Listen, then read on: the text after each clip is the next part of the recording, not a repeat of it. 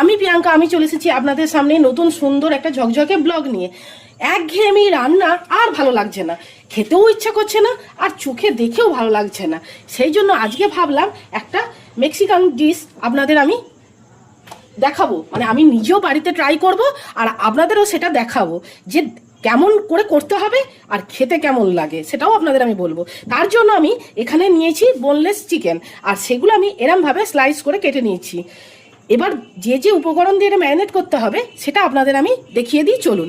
প্রথমেই দিতে হবে স্বাদ মতন অল্প করে একটুখানি লবণ, আর তাতে আমাকে হেল্প করবে কে? সোনামা। হ্যাঁ ঠিক আছে, প্রথমেই দিয়ে দিলাম লবণ, তারপর দিয়ে দেবো লঙ্কার গুঁড়ো।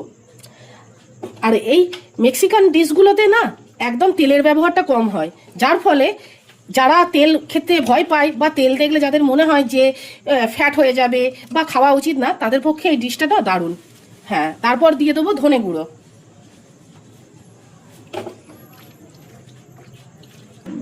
এবার দিয়ে দেবো গোলমরিচের গুঁড়ো।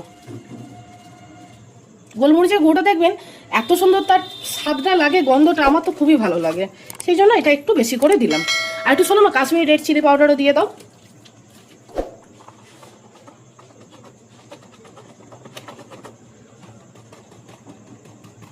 হ্যাঁ ব্যাস, ছেড়ে দাও ছেড়ে দাও। দেখুন, এবার এটা আমি এই যে ম্যারিনেটটা করে রাখলাম, এটা আমি 2 ঘন্টার জন্য রেখে দেবো।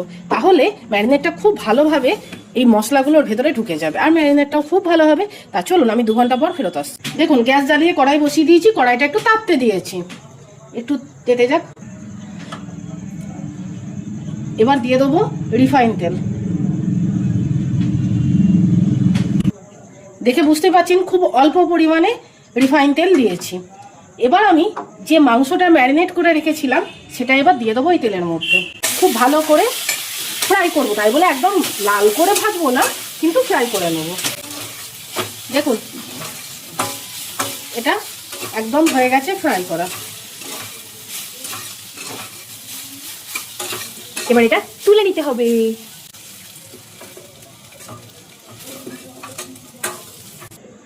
দেখুন, এর পরের স্টেপে আমার যে যে ভেজিসগুলো লাগবে সেগুলো আমি নিয়ে নিয়েছি।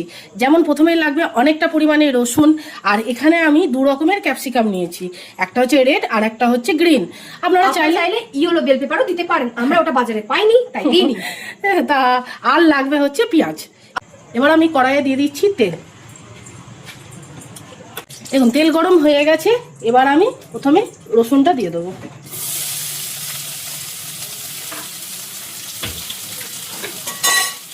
এবার দিয়ে দেবো পেঁয়াজ কুচিটা।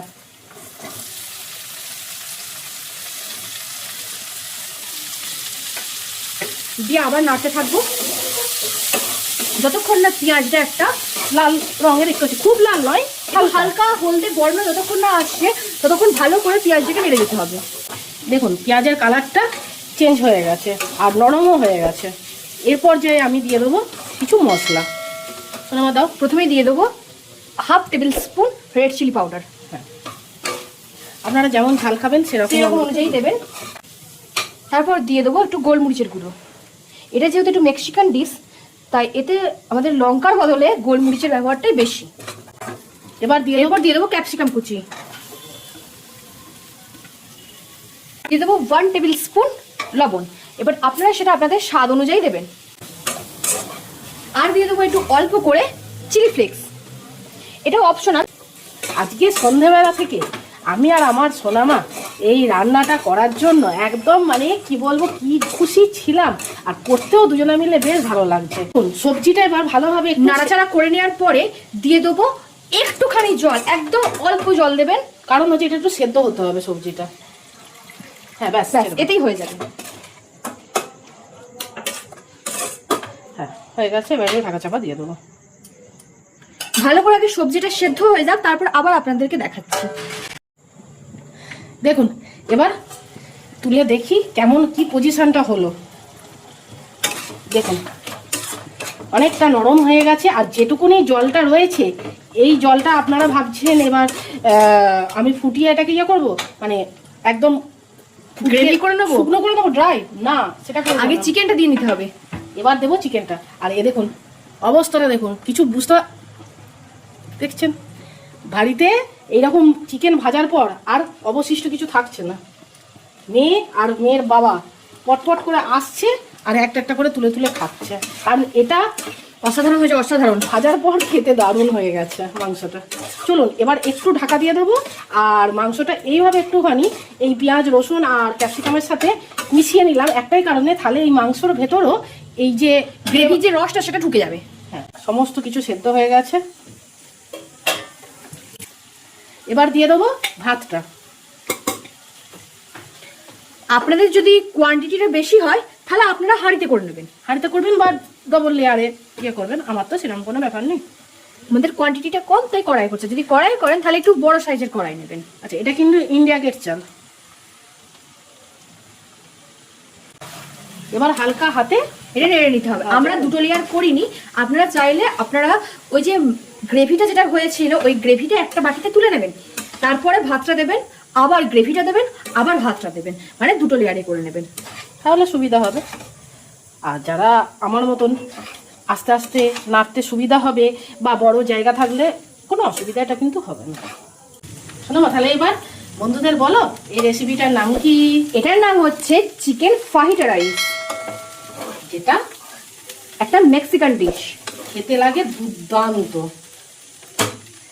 কোনো অংশে হোটেলের থেকে কম কিছু হবে না। এই চিজটা আমি এবার উপর থেকে ছড়িয়ে দেবো। আপনারা চাইলে এটা নাও দিতে পারেন বা আপনারা চিজটা গ্রেট করেও দিতে পারেন, এবার সেটা আপনাদের ইচ্ছা অনুযায়ী। কিন্তু এরম ভাবে দিলে হবে কি, দেখতে সুন্দর লাগবে, খেতেও সুন্দর লাগবে। খেতেও ভালো। দেখুন বাইরে ঝড়, বাইরে উঠে গেছে ঝড়, মানে আমাদের রান্নাও হয়ে গেছে, ঝড় উঠে গেছে। আর তার সাথে হচ্ছে এই chicken fajita rice, just wow combination, wow. ওরে বাপরে এত হাওয়া দিচ্ছে। আর চিজটা দেখুন কিভাবে মেল্ট হয়েছে, যা অপূর্ব গন্ধ বেরোচ্ছে, just looking like a wow. আর পুরো রেস্টুরেন্টের মতন একদম মনে হচ্ছে যেন পুরো রেস্টুরেন্টে বসে খাওয়া দাওয়া করছি। আর তার সাথে এইরকম বাইরে হাওয়া, ওয়েদার, ওহ জাস্ট ওয়াও কম্বিনেশন। তাহলে চিকেন ফ্রাইড রাইস একদম ঘরোয়া পদ্ধতিতে আপনাদের কেমন লাগলো?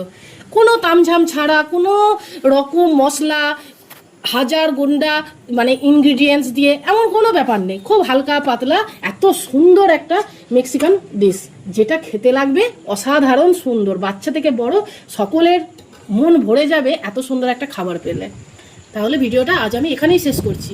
যদি আপনাদের কিছু ভালো লেগে থাকে তাহলে প্লিজ ছেড়ে যাওয়ার আগে আমার চ্যানেলটাকে সাবস্ক্রাইব করে দিয়ে আমার পাশে থাকবেন, একটা লাইক দেবেন আর কমেন্ট করে জানাবেন কেমন লাগলো এই ভিডিওটা। আর আপনারাও বাড়িতে একবার এইভাবে বানিয়ে দেখবেন, মুখে লেগে থাকবে। চলুন, গুড নাইট, সুইট ড্রিম।